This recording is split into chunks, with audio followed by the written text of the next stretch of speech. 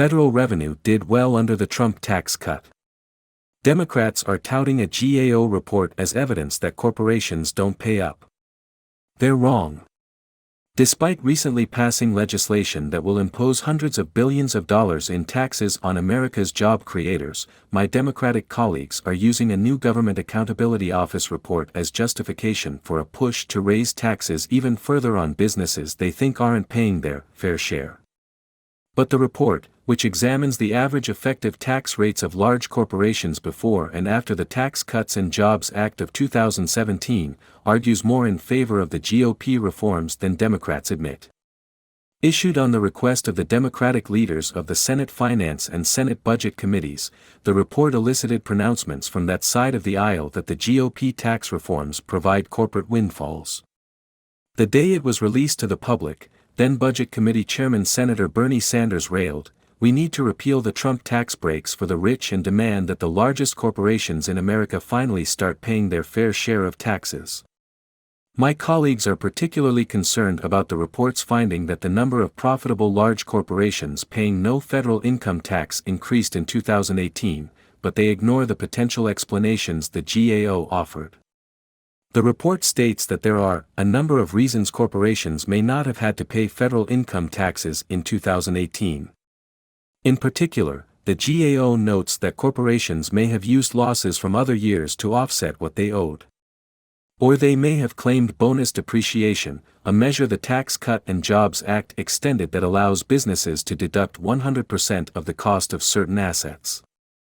Even then, as noted in the report, this could result in more tax collection in later years as corporations would then be unable to claim deductions for items already fully depreciated. These are both examples of normal business behavior and don't keep companies exempt from federal income tax indefinitely. The real headline from the GAO analysis is how consistent corporate tax revenue has remained, notwithstanding the changes made by the Tax Cut and Jobs Act. The report states clearly that actual corporate tax revenue remained relatively stable from 2014 to 18, the period the GAO observed.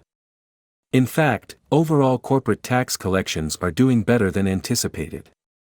As these pages noted, the Congressional Budget Office's estimate for overall corporate tax revenues in fiscal 2022 fell from $389 billion to $353 billion after the 2017 law was enacted.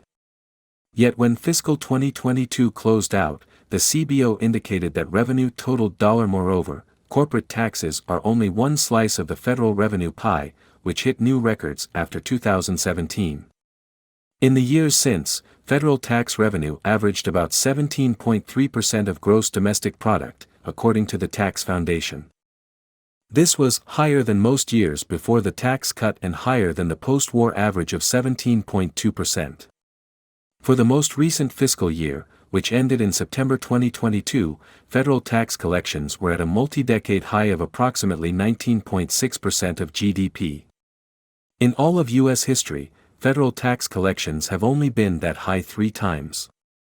Once, during the dot-com bubble, it hit 20%. The other 2 times were midway through World War II. Revenue hit 20.5% of GDP in 1943 and 19.9% in 1944. As Washington debates raising the debt ceiling, congressional conversations should be dominated by the question of how the U.S. can continue to pay its bills on time and spend more responsibly, discussions that are long overdue. But the Tax Cut and Jobs Act isn't a part of the problem, it's part of the solution. Despite reduced corporate and individual tax rates, revenues reached an all-time high of $4.9 trillion last year. If Congress preserves and builds on those pro-growth tax reforms, it would help reignite our economy and restore fiscal sustainability. If Congress instead goes the route Democrats are proposing, get ready for more fiscal and economic pain.